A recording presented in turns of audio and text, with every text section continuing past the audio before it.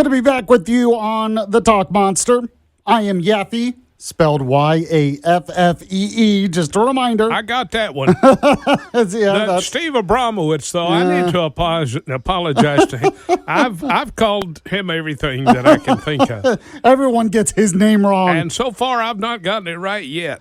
Yeah, I interviewed him of the Heartland Journal yesterday. Check out the podcast of that. Don't worry, I went in and corrected the spelling for you, Max. I did. Well, I'll go in and check it. Make sure I write it down. By the way, let's see, we were talking about the weather earlier, Max. Yeah, someone on the text sucks, don't it? Someone on the text monster blames someone in particular for that. You know whose fault it is? Whose? Trump. Don't you know? It's Donald Trump's well, fault. It's President Donald Trump's fault. Yeah, well, that's probably someone true. is actually doing that.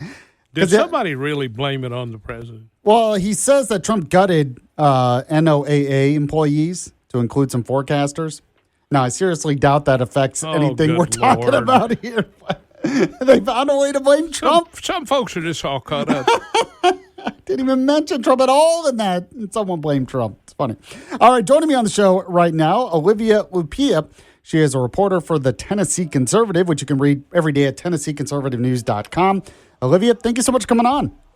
Hello. Good to be here. So I want to talk about this story you have. We've been talking a lot about it on the show this week.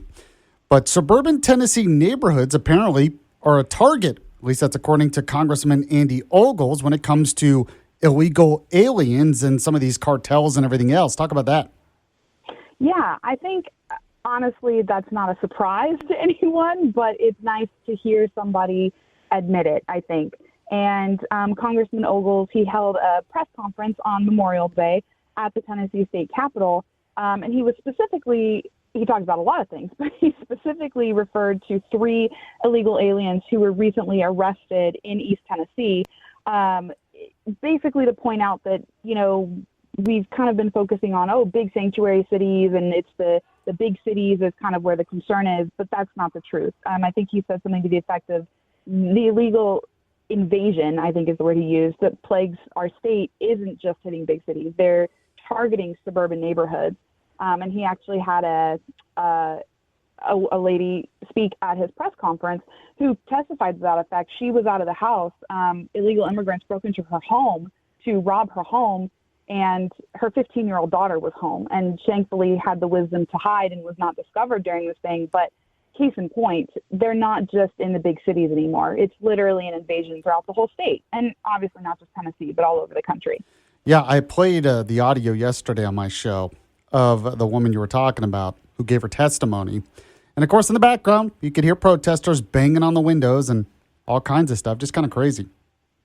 I think over 300 protesters who had nothing better to do with their day.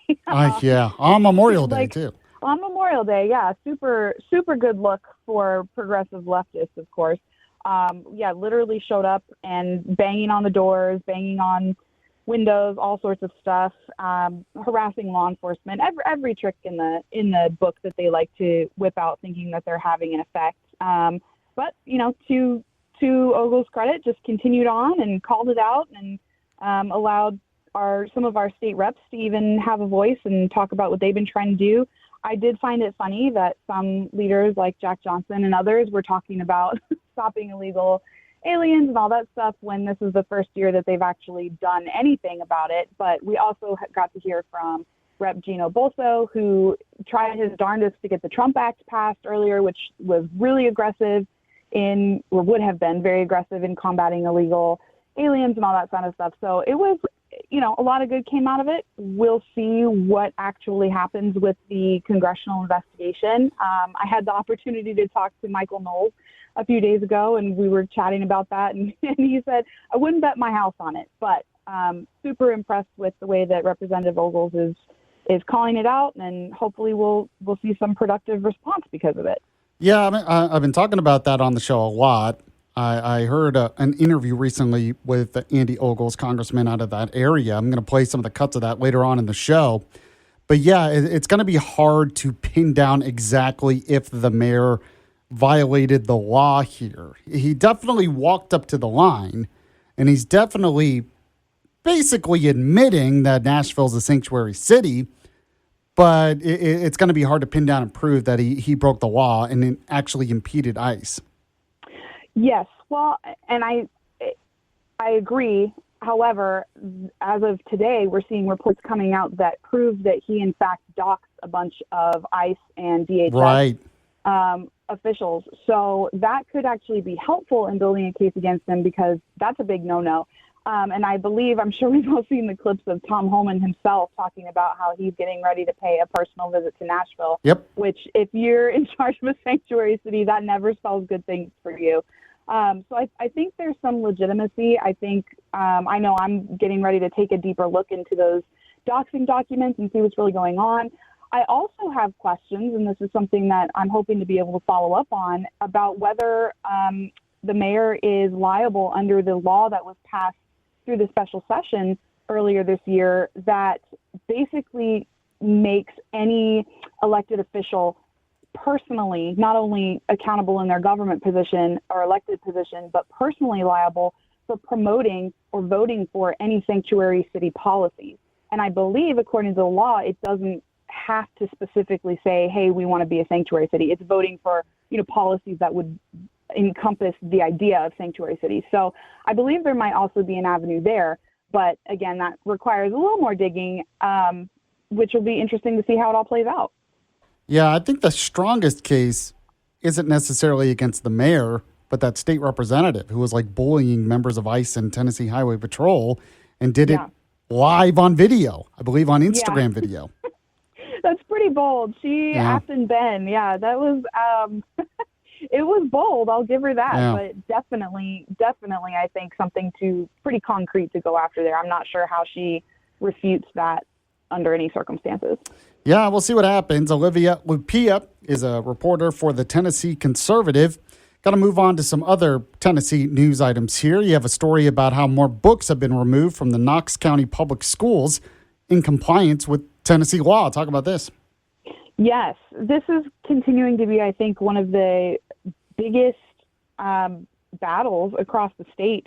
And it's really interesting because the Age Appropriate Materials Act was created to allow Tennessee parents to theoretically have more input over what their children do in public schools. So putting age restrictions on certain materials, removing others completely.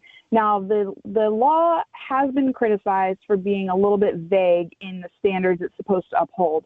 They passed kind of an addition to it, I believe it was last year, that theoretically defined more of those inappropriate terms, so things that are nudity or sexual excitement, those kinds of things. But there's still a lot of ambiguity, which has led, I think, why we're seeing so many different districts doing so many different things. But ultimately, what the crux is I think there's a defining line that people are pretty much falling on, is that censorship is not the same as keeping things age appropriate. So the lefties want to keep crying, oh, you're censoring books, you're censoring access to art and, all of these things and open minds and et cetera, but that's very different. A book with a picture of the Statue of David is obviously very different from a book that has pornographic material or hardcore trans ideology, et cetera. So I believe Knox County is one of the ones. They're up to 113 books that crazy. They have prohibited.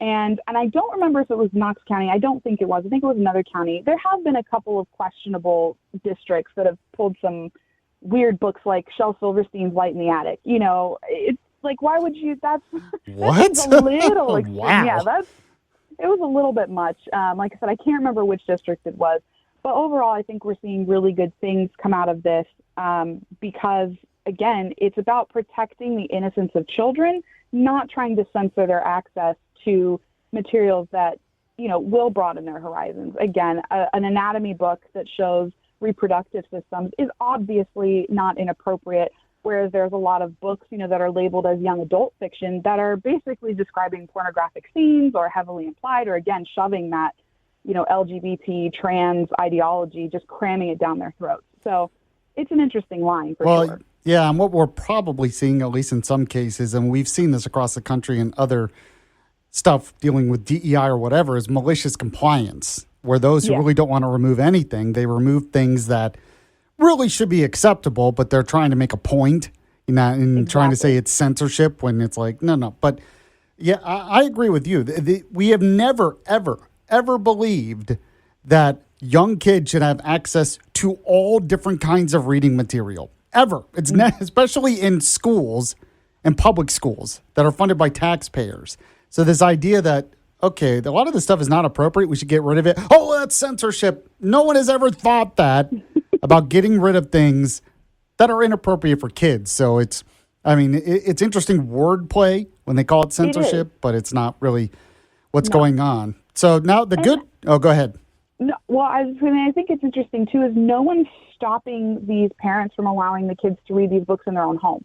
So that's true. If you want to buy your kid this book off of Amazon, because it's not allowed in their school library. And again, we're talking mostly about school libraries as well.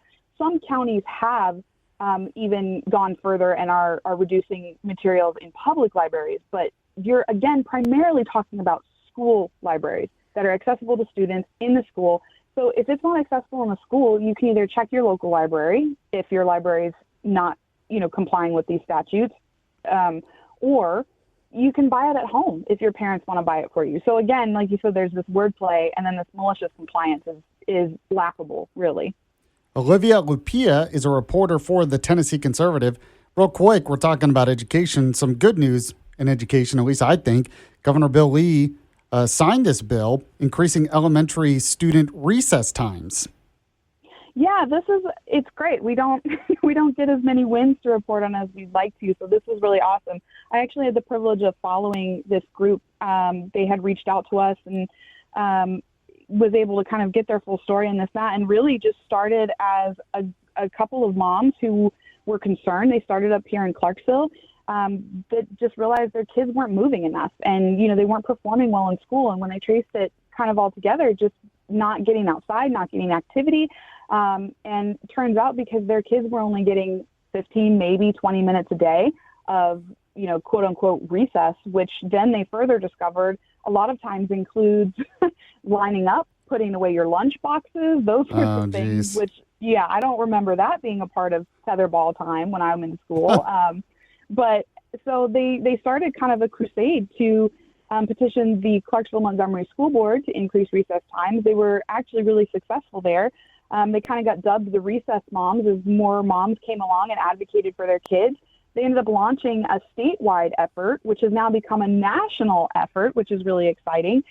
They worked with, I think it was Rep. Scott Sapicki and Senator Joey Hensley, to craft a bill, which now requires, or will require for this next upcoming school year, 40 minutes of unstructured, screen-free physical activity time outdoors whenever possible, for all elementary students across the state. So that's really exciting. Yeah, great news. Less cell phones, more recess in schools. That's what I say. Yeah. It's as simple as that to make things better. Olivia Lupia with the Tennessee Conservative. Really appreciate you coming on the show. As always, I'll talk to you again in the future. Sounds good. Thank you so much.